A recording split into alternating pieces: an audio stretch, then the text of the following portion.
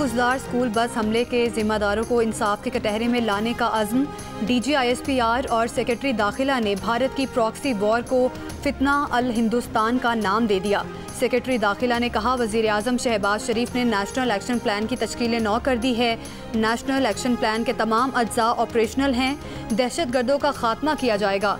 इब्तदाई तहकीकात के मुताबिक खुजदार में स्कूल बस पर हमला फितना अल हिंदुस्तान ने भारतीय इंटेलिजेंस एजेंसी रॉ की सरपरस्ती में किया। ऑपरेशन सिंदूर में बुरी तरह नाकामी के बाद भारत ने अब दहशतगर्द प्रॉक्सीज को बलोचिस्तान में दहशतगर्दी की कार्रवाइयों का हुक्म दिया है। हुकूमत पाकिस्तान इन नेटवर्क्स को ख़त्म करेगी। हमारा जवाब फैसला कुन होगा, वो कामयाब नहीं होंगे। DG-ISPR लेफ्टिनेंट जनरल अहमद शरीफ चौधरी ने कहा है कि भारत ने एक जारियत का नतीजा देख लिया। दोबारा करने का शौक है तो करके देख ले, हम तैयार हैं। कश्मीर का तनाज़ा हल होने तक पाकिस्तान और भारत के दरमियान अमन नहीं हो सकता। कश्मीर के तनाज़े में पाकिस्तान और भारत के साथ चीन भी एक फरीक है।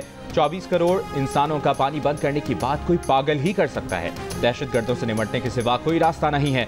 सिक्योरिटी फोर्सेज रोजाना 150 से ज़ायद इंटेलिजेंस बेस्ड ऑपरेशंस कर रही हैं। भारतीय अज़ाइम का इल्म था, इसलिए मार्का हक के दौरान एक फौजी भी बलूचिस्तान से नहीं हटाया गया। जिस रात भारत ने ड्रोन भेजे उस रात भी बलूचिस्तान में 5 दहशतगर्द मारे गए।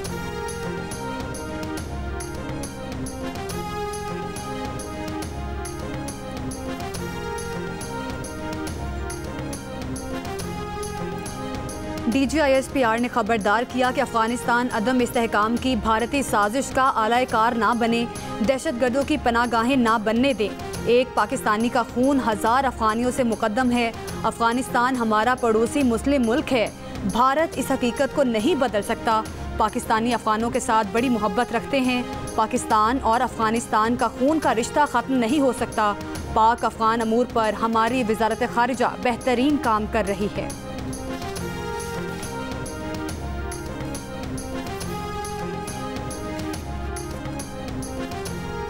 DG-ISPR ने फितनतुल हिंदुस्तान की 20 साल की स्टेट स्पॉन्सर्ड दहशतगर्दी का रिकॉर्ड अवाम के सामने रख दिया।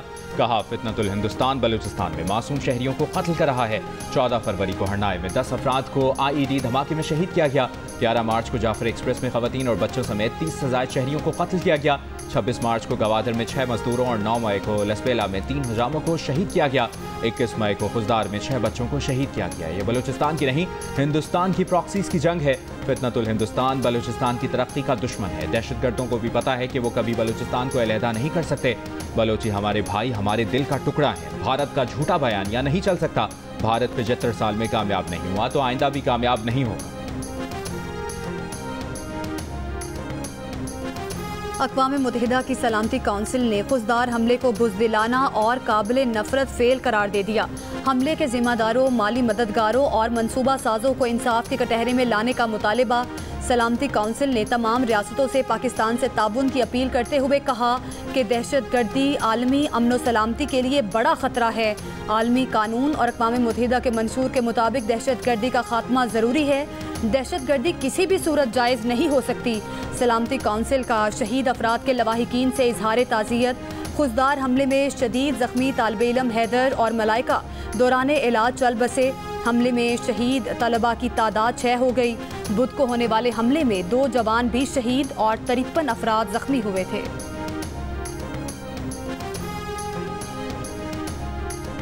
वज़ीर आज़म शहबाज शरीफ ने कहा है कि 10 मई को पाकिस्तानी कौम ने अपने इत्तेहाद और इत्तेफाक से दुश्मन को तारीखी शिकस्त दी, जिसे वो क़यामत तक याद रखेगा। इस्लामाबाद में जिन्ना स्क्वायर इंटरचेंज की इफ्तिताही तकरीब से खिताब में वज़ीर आज़म ने इस्लामाबाद के जिन्ना स्क्वायर इंटरचेंज की तामीर 35 दिन में मुकम्मल करने पर वज़ीर दाखिला मोहसिन नकवी और टीम की तारीफ की। कहा, 35 रोज़ कबल इस मनसूबे का संग बुनियाद रखा गया था। इतने कम वक्त में ऐसा मनसूबा मुकम्मल करना आसान काम नहीं था।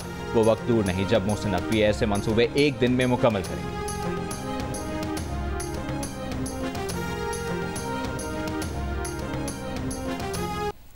DG-ISPR ने मजीद कहा कि भारतीय मीडिया पाक फौज के अफसरान जवानों के सरों की कीमत लगाता है। फितना अल हिंदू का मकरू चेहरा दुनिया ने देख लिया है। कालादम BLA के दहशतगर्द भारतीय चैनल्स पर पाकिस्तान के खिलाफ हर्जा सराई करते हैं।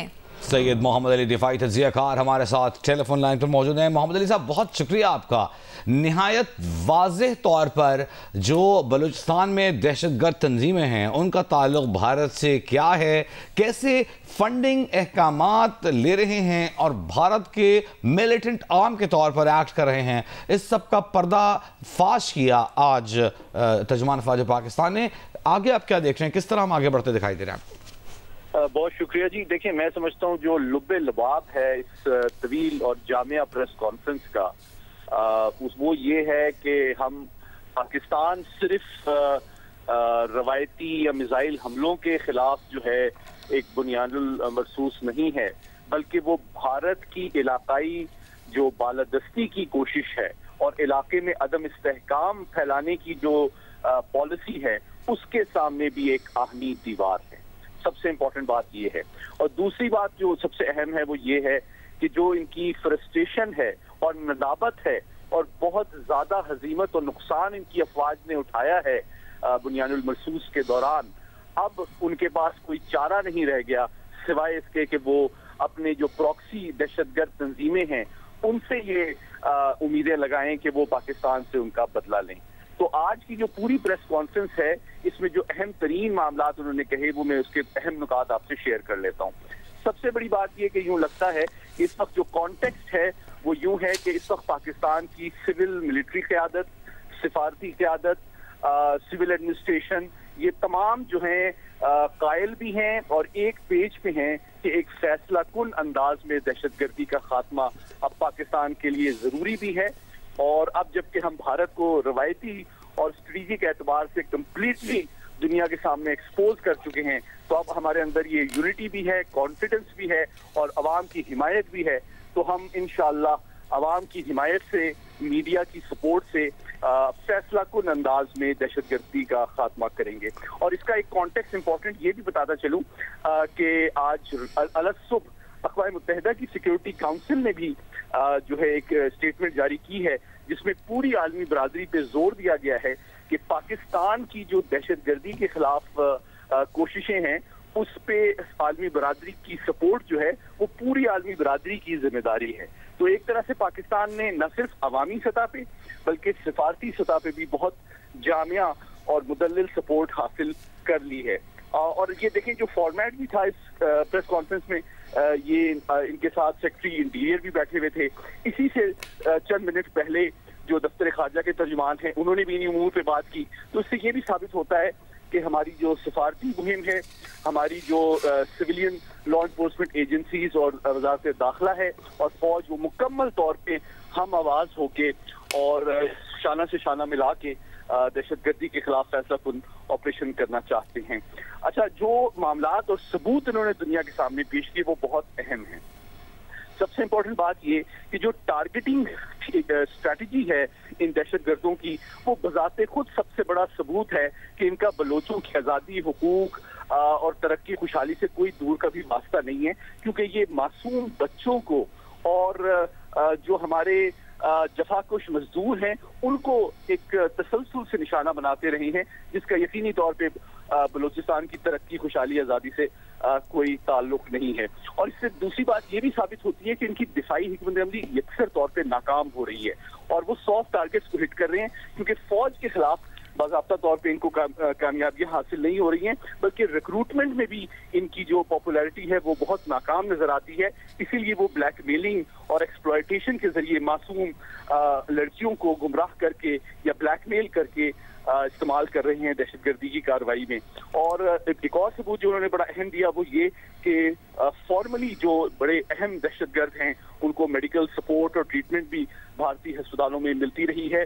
और मीडिया जब भी पाकिस्तान में कोई बड़ी दहशतगर्दी की कार्रवाई होती है तो भरपूर अंदाज में भारतीय मीडिया यकजुबान होकर उसको सेलिब्रेट करता है जैसे कोई ईद का मौका हो, और जबकि बाकी दुनिया जो है उसमें हमारे साथ ताक़ियत कर रही होती है।